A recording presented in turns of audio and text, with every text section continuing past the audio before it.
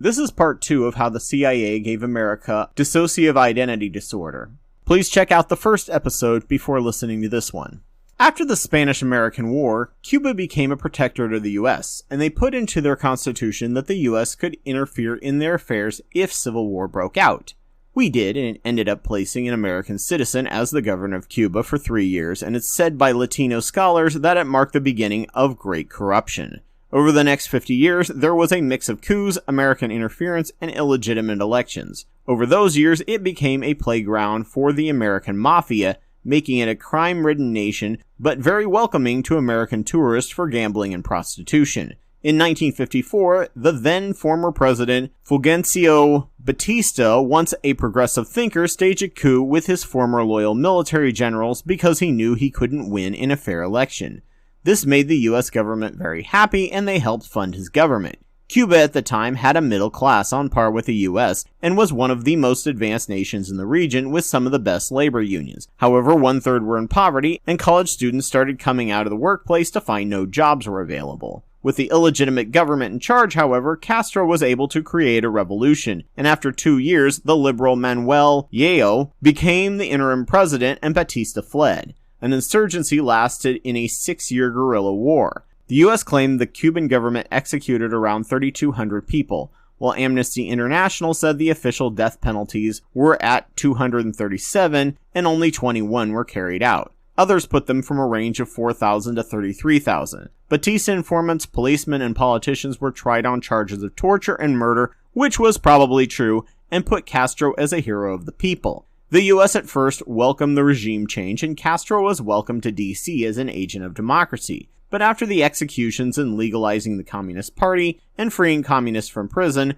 then taking land owned by American companies and began dividing it up among the people, who should have owned it in the first place, the US became obsessed with killing Castro, and tried and failed almost comically many times to kill him, including a plot involving exploding cigars. Therefore, America put a complete embargo on Cuba. Cuba then signed a trade deal with the USSR, because there was no one else to trade with, and became their allies. After that, Eisenhower had the CIA plan the Bay of Pigs, and was carried out under the inexperienced JFK, which ended in disaster. After that, Cuba was kicked out of the Organization of American States, and was no longer able to trade with anyone in the Americas. In 1962, the Cuban Missile Crisis happened, and in 1963, the nation of Cuba, soured completely by American hypocrisy, and only able to deal with the USSR, began to shift and organize itself to fully fledged Soviet-style communism. In 1975, after much poverty and isolation, the OAS finally lifted their embargo, but the American kept theirs in place to pretty much this day.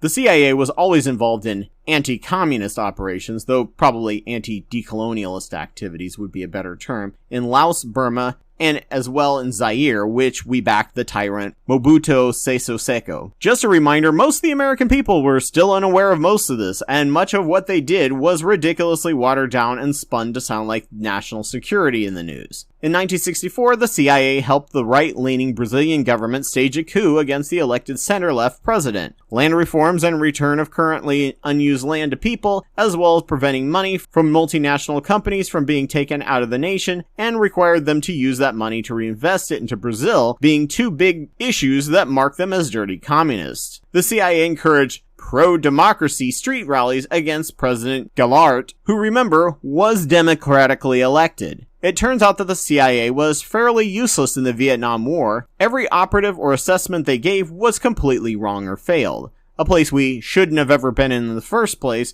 as it was colonially occupied by France, who also should have never been there. During the 70s under Nixon, the CIA was involved with domestic spying, and while the DoD bugged Kissinger, Nixon had bugged a lot of people and believed the CIA had been infected with too many liberals and tried to pin Watergate on the CIA. That failed, and in his re-election, he purged the director, Richard Helms, and replaced him with James Schlesinger. Helms destroyed every tape of recorded meetings and many of the files on Project MKUltra.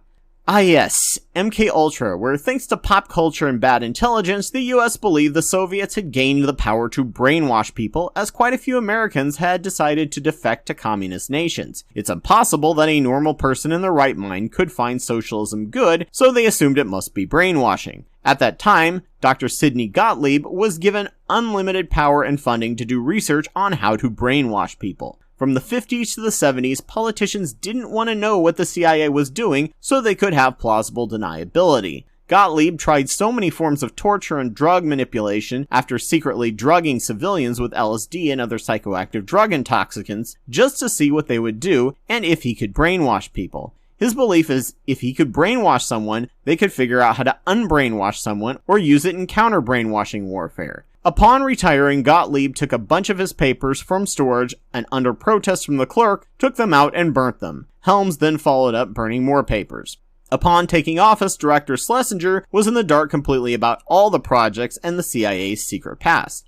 Kissinger was actually in charge of the CIA, and Schlesinger was more or less a puppet. However, once the Watergate spotlight was swung onto the CIA, Schlesinger had all his departments fill him in on all their covert operations that the CIA had done in the past in case they actually had done Watergate, and he was just utterly shocked and horrified as to what the CIA had been up to for the past 2 decades with no oversight. He called these secrets the family jewels. On top of everything listed above, James discovered that 7,000 peace activists had been illegally surveilled under the CIA called Operation Chaos. This made Congress create the Church Commission in the Senate and the Pike Commission in the House and the Rockefeller Commission under President Ford, who signed an executive order prohibiting the covert assassination of foreign heads of state, and as far as we can tell, this has been followed since then.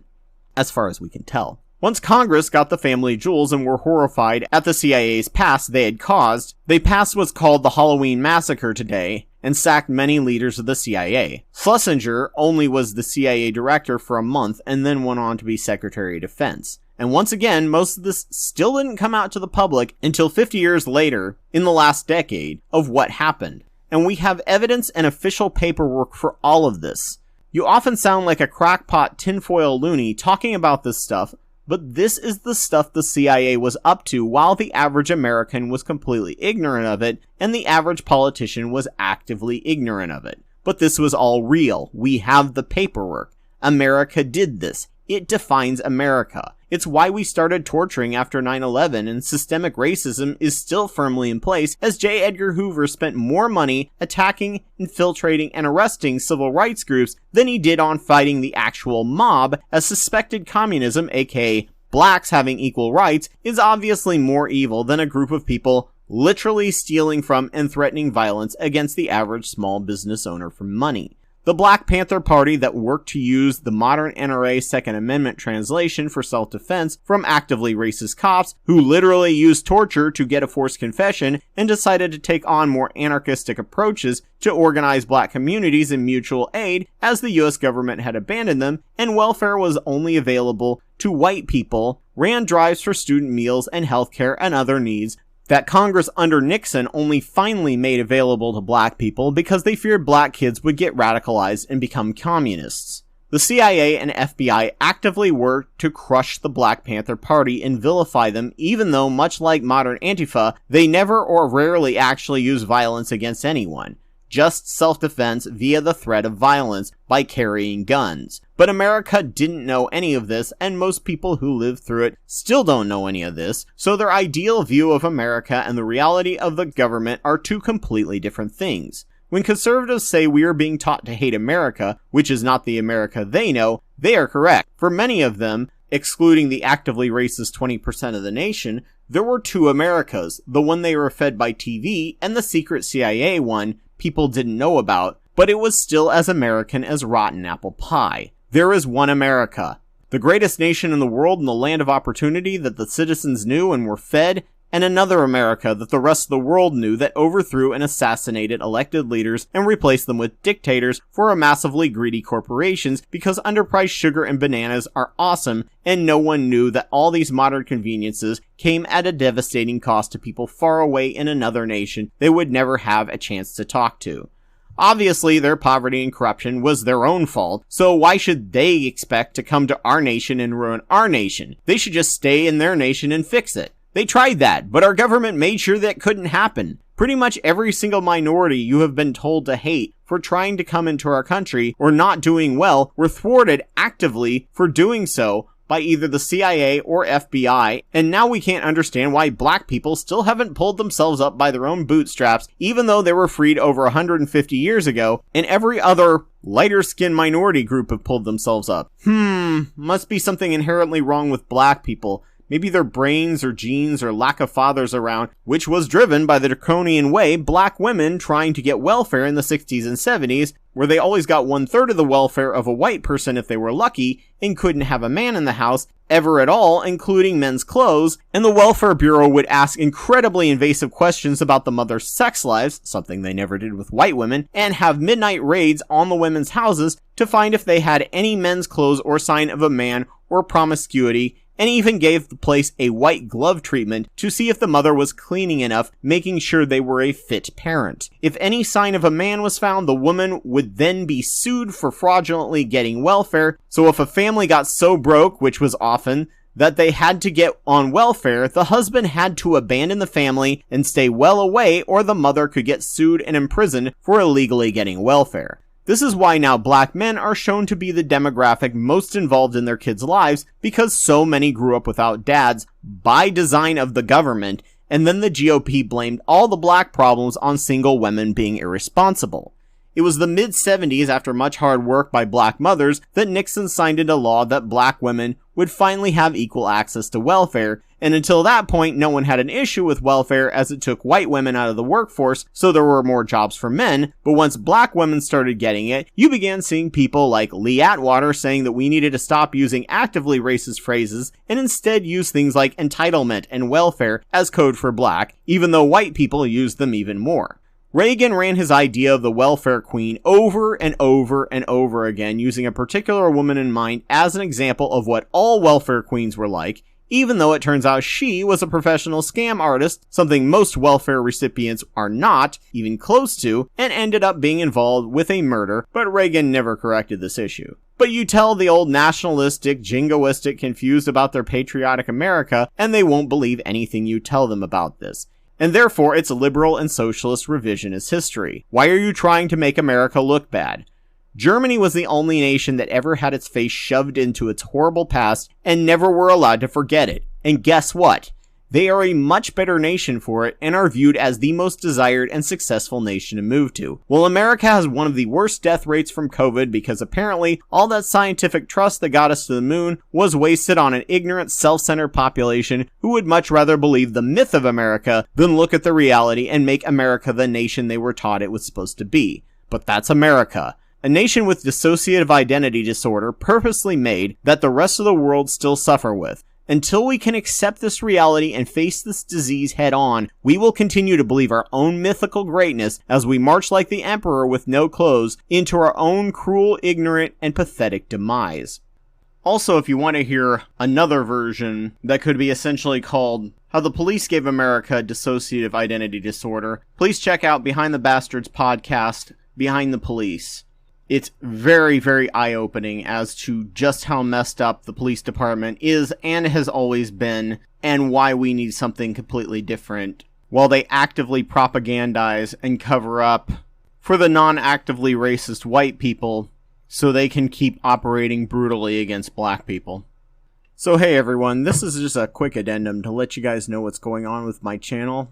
Until November 3rd, and a little bit after, let's just say there's a lot of stress going on, obviously, a lot of worry, a lot of nervousness, and little desire to actually make new videos. So I think what I'm going to do for the next, basically less than 100 days is I'm probably going to be trying to every week post an old video that is relevant to this election, about voting, about politics, probably some from my What is Activism channel as well, and just post them as a reminder to what we've got to go up against here. I think I've got a couple more videos on the docket that are required before the election, but other than that, that's pretty much what I'm going to do. You'll see occasional smattering, but otherwise I'm pretty much checking out and just going to be playing reruns that probably many people either forgot or didn't see in the long run, and either way, it's a good refresher on what we've got to deal with before we head into this next election. There may be a few updates based on the new evidence that we have to light about the Trump campaign.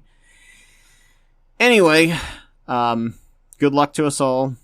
And, we got less than 100 days to figure out whether or not we're going to be living in a functioning democracy that can potentially move forward, because we have a Supreme Court that won't immediately shoot down actual progressive laws that the next president could definitely do, or if we're going to live in a totalitarian dictatorship, which is almost certainly going to happen under Trump.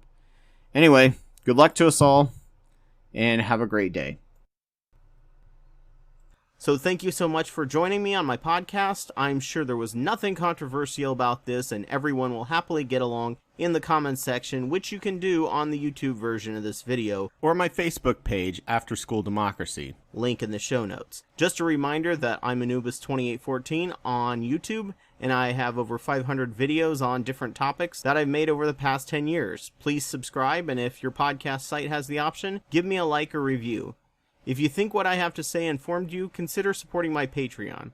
I'll be doing this podcast weekly and try to get it out on the same day, so I hope to see you here next week, ready to be filled with new ideas. Take care. This channel is helped tremendously by the generous supporters on Patreon. A big thank you to the wonderful Joe Taylor, Elias Garcia Guevara, and Ogrel for their support at the $10 a month Wapawet level. Please consider donating to my work if you can, and thank you all for listening.